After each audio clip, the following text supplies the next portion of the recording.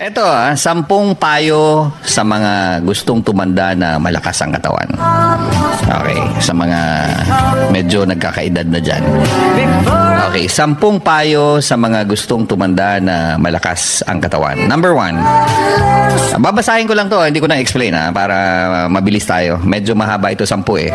Huwag agad bibitawan ang inyong trabaho. Maging abala hanggang maaari. Ito ang magpapanatili sa iyong kabataan na labis mong ikaliligaya. Buliskiti niya. Ikaliligaya. Okay. Isa yan. Number 2, hanggang maiiwasan, huwag makitira sa mga anak na may pamilya na. Okay, tandaan nyo yan Huwag makitira sa mga anak na may pamilya na. Kumuha ng isang lugar na matitirhan, panatilihin ang iyong kalagayan upang makaiwas sa iyong anak at mga manugang. Ang makitira sa kanila ay magiging sunod-sunuran ka lamang, hindi makakapagdesisyon sa sarili mo at mawawala ng karapatan na labis mong ikalulungkot. In other words, tatanda ka. Okay. Number 3, hawakan ng mahigpit ang inyong baul kung may baul ka. Kung magbibigay ng pera sa anak, yung kaya mo lamang at laging magtira ng malaking bahagi para sa sarili mo. Ang libro ng bangko na may laman ay magandang kaibigan sa inyong katandaan. Subalit, hindi ito sapat. Hindi sapat yan. Mauubos din yan, lalo na pag hindi mo dinidepositoan. Okay? Dapat meron ka pang ibang proteksyon, kagaya ng life, health, insurances, at isama ko na din ang iba pang investments, just in case, na mas malaking tumubo kaysa sa perang itinago sa bangko. Ulitin ko yung mga investments na yon, mas malaking tumubo yun kaysa sa perang tinago sa bangko. Alam naman natin yan kasino na lang, kakapiranggot lang naman ang interest sa bangko. Okay, number 4, huwag masyadong maniwala sa iyong anak na nagsasabing kayo ay aalagaan. Madalas mga nababanggit niyan ay siyang mga hindi ginagawa. Aalagaan kunyari, mami, pagtanda mo, daddy, pagtanda nyo, aalagaan ka namin. Buliskiti niya. Huwag kayo maniwala dyan. Meron siguro pero hindi lahat.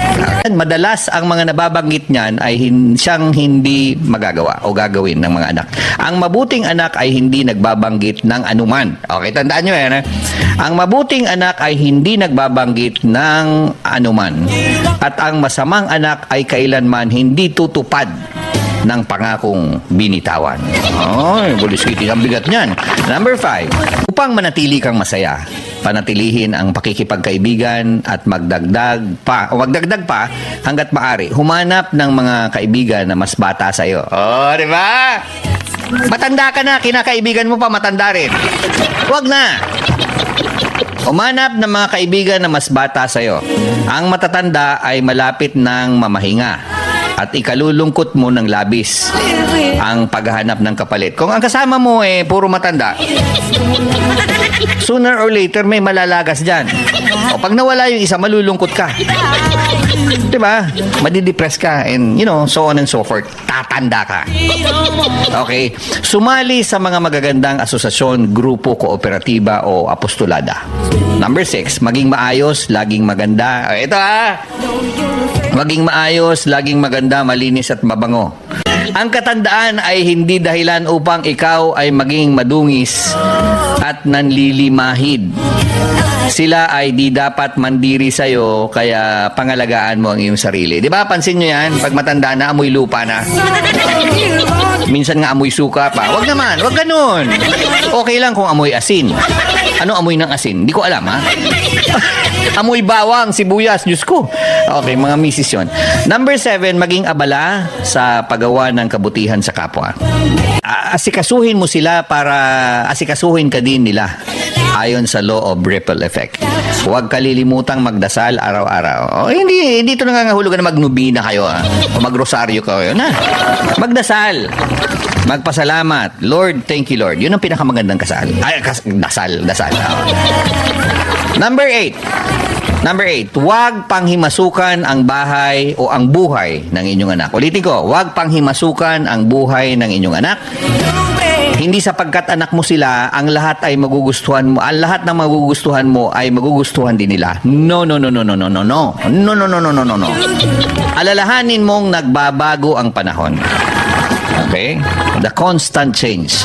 Number 9, huwag ipagyabang ang iyong katandaan. Hindi sapagkat ikaw ay lumilinya na sa 80 ay napakarunong mo na. Minsan nga may 1-year-old lang, mas magaling pa sa'yo. Totoo yan. 1 year old, 2 years old naman. Isa-isip mo na hindi mo taglay ang lahat ng karunungan sa mundo.